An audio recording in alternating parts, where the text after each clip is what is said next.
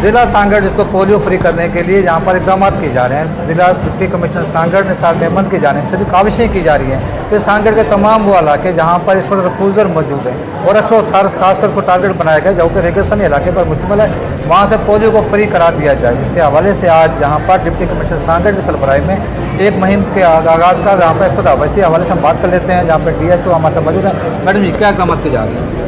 इसके लिए हमारे पास जो हमारा टारगेट है डिस्ट्रिक्ट का, वो 4,20,000 टारगेट है। इसके लिए हम लोगों ने तकरीबन 750 के करीब हमारी मोबाइल टीमें और फिक्स टीमें हमारी जो 70 हैं। इसमें हमारे यही इकदाम है कि हमारी टीमें घर घर जाएंगी और इंशाअल्लाह ताला जितने भी बच्चे हैं उन सबको पोलियो के ड्रॉप्स दिए जाएंगे। 5 साल तक के हर बच्चे को 2 ड्रॉप्स हर टीम घर घर जाकर देगी और इंशाअल्लाह पोलियो फ्री डिस्ट्रिक्ट।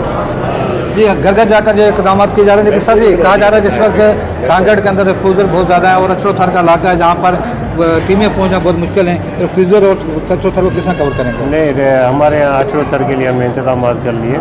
वहाँ की मोबाइल टीम्स हमने बना लिए, उनको भी 4x4 व्हीकल प्रोवाइड की गई है।